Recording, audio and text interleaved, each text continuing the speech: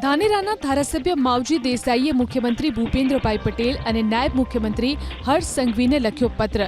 માલધારી સમાજનો એસટીનો દરજ્જો યથાવત રાખવાની ધારાસભ્ય માવજી દેસાઈએ પત્ર લખીને માંગ કરી. પત્રમાં માવજી દેસાઈએ લખ્યું કે ગીર, બરડા અને આલેચના જંગલના નેસ વિસ્તારમાં દાયકાઓથી વસવાટ કરતા રબારી, ભરવાડ અને ચારણ સમાજોનું જીવન આજે પણ સંપૂર્ણપણે પ્રકૃતિ અને પરંપરાગત પશુપાલન પર આધારિત છે. આ તમામ સાજો વર્ષોથી અત્યંત કઠિન ભૌગોલિક પરિસ્થિતિમાં વસવાટ કરી રહ્યા છે. ઋતુ પ્રમાણે પશુધનના નિર્વાહ માટે હિજરત કરતા રહી સંઘર્ષમય જીવન પસાર કરી રહ્યા છે.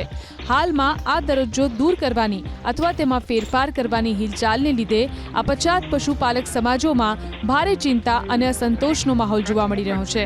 આ સમાજોનો વિકાસ હજુ પ્રાથમિક તબક્કે છે અને જો આ બંધારણીય રક્ષણ પરત ખેંચવામાં આવશે તો તેમની સામાજિક સુરક્ષા અને મૂળભૂત વિકાસના માર્ગ ઉપર ખૂબ જ નકારાત્મક અસરો પડશે.